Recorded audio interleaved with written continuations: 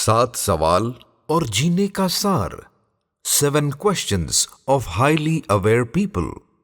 श्रृंखला के इस भाग में आइए जाने छठा सवाल। अभी छठा कि क्या मैंने आज शम्मा जलाई है? क्या मैंने शम्मा जलाई है? क्षमा जलाई है यानी क्या? यानी क्या आज मैंने क्षमा मांगी है?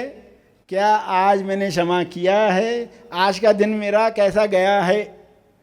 एक भी दिन ऐसा न जाए जब आप क्षमा नहीं मांग रहे हैं, क्योंकि लकीरें बनती रहती ना, कर्म बंधन बनते रहता है। हमारे किसी हाव भाव से, बॉडी लैंग्वेज से किसी को हर्ट हो जाता है, आपको पता भी नहीं होता, अंदर ही क्षमा मांग लो, कृपया मुझे क्षमा करना।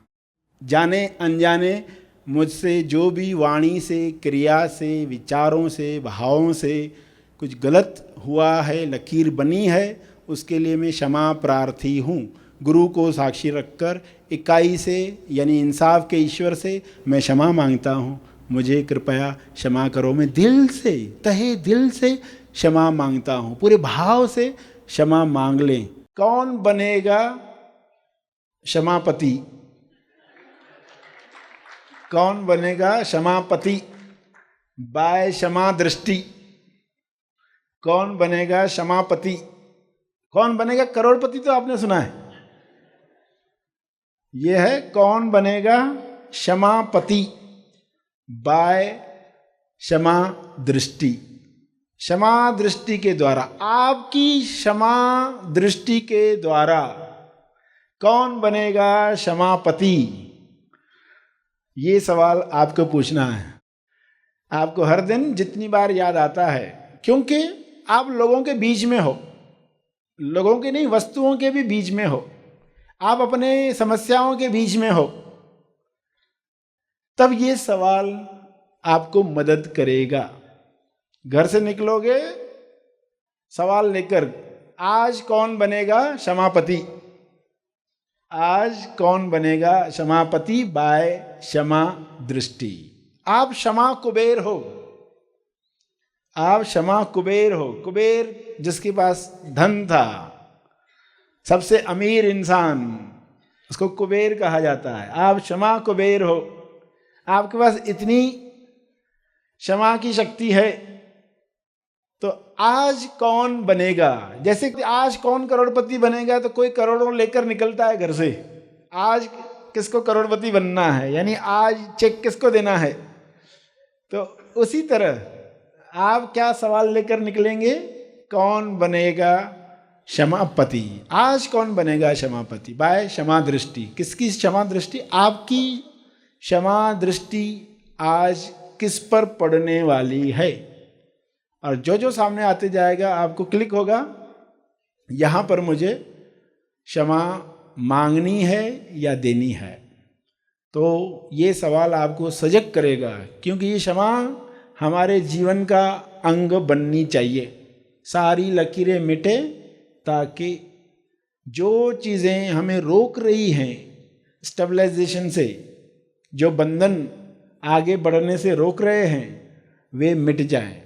इसको ऐसे समझो कि एक इंसान जो छोटा सा दुकान चलाता था और बड़ा खुश था, अच्छी कमाई होती थी, मगर एक दिन बहुत परेशान हो गया।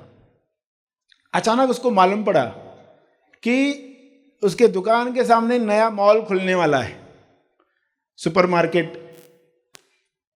तो अब पब्लिक सब उधर जाएगी, उसका बिजनेस ठप हो जाएगा। अब वो बहुत दुखी है। वो अपने गुरु के पास गया और गुरु को बताया कि ऐसा ऐसा हुआ है, मैं बहुत दुखी हूँ, मैं क्या करूँ? गुरु ने उसको बताया कि तुम्हें क्या करना है। सुबह तुम क्या करते हो पूछा। उसने कहा सुबह मैं मॉर्निंग वॉक को जाता हूँ। ठीक है, मॉर्निंग वॉक को जाओगे तो आपको क्या करना है? अपने दुकान को देखना है, आपका जो दुकान है ना उसको देखना है, और क्या करना है? और उससे क्षमा मांगनी है, और उससे क्षमा मांगनी है। तो उनको आश्चर्य हुआ कि मुझे मेरे दुकान से क्षमा मांगनी है। तो तो उससे क्षमा मांगो कि इतने दिन तक तुम मेरे लिए पैसे लाते रहे, आजीविका पूरी करते रहे, मगर मैंने तुम्हें कभी धन्यवाद नहीं कहा, मगर मैंने तुम्हें कभी धन्यवाद नहीं कहा, तो उसके लिए मैं क्षमा प्रार्थी हूं। गुरु को साक्षी रखकर उससे क्षमा मांगो, कृपया मुझे क्षमा करे, ये दुकान को कहो।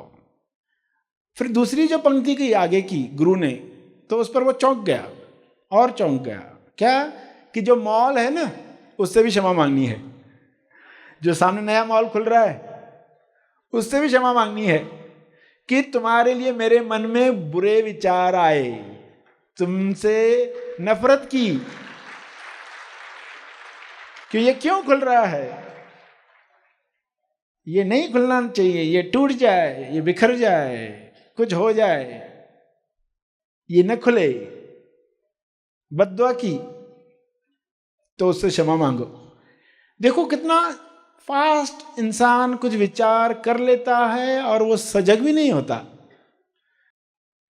जो नॉन लिविंग वस्तुएं दिखती हैं उनके प्रति भी वो कितनी बातें बोल देता है। सब्जी अच्छी नहीं बनी तो खराब है, सब्जी को खराब कहकर आपने क्षमा नहीं मांगी उस सब्जी से। अगर क्षमा मांगी होती तो क्या होता, और बलि न खाएं सब्जी। तो उस इंसान को गुरुजी ने कहा, अब उस मॉल से भी रोज माफी मांगो, रोज सुबह जो जाते हो ये रोज काम करो।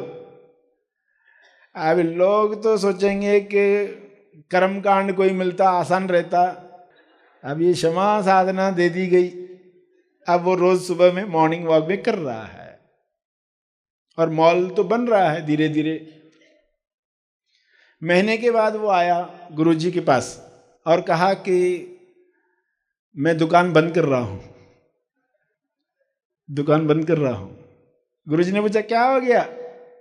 बोला कि जो सामने मॉल खुल रहा है ना, वो मुझे चलाने के लिए दिया गया है।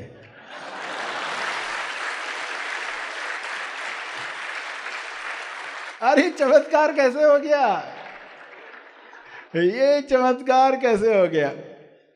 तो उसने बताया कि मैं रोज मॉर्निंग वॉक में जाता था, आपके बताए अनुसार दुकान से क्षमा मांगता था और उसको धन्यवाद देता था, और मॉल से भी क्षमा मांगता था, मेरे द्वेष के लिए मुझे माफ करो, और फिर ये करके मैं आगे जाता था। तो क्या हुआ, वो जो पर्सन मॉल बनवा रहा था वो भी मॉर्निंग वॉक में आता था, उससे दोस्ती हो गई, उससे दोस्ती हो गई। तो बातों बातों में वो शेयरिंग करते थे। उस मालिक को इतना पसंद आ गया उसका स्वभाव, उसका क्षमा मांगना इतना पसंद आ गया, और उसका एक्सपीरियंस दुकान चलाने का। तो कहा कि ये दुकान, ये मॉल तुम ही चलाओ, उसको दे दिया चलाने के लिए।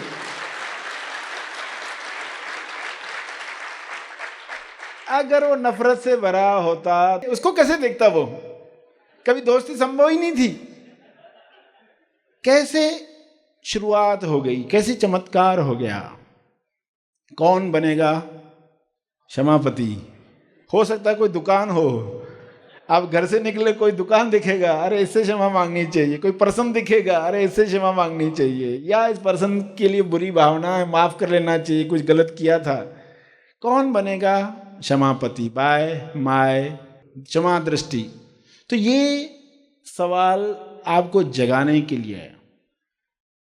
ये इतनी गहराई तक हो जाए कि हम आसानी से शॉर्ट में भी क्षमा साधना मांग पाए। कई बार समय नहीं होता, हम पूरी पंक्तियां कह नहीं पाते।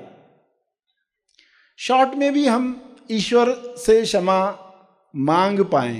क्या क्या विचार हमारे अंदर उठते हैं, क्या क्या मन देखना चाहता है, न्यूज़पेपर में क्या क्या देखना चाहता है, अनजाने में वो साझेदारी करता है, गलत चीज़ों के लिए निमित्त बनता है।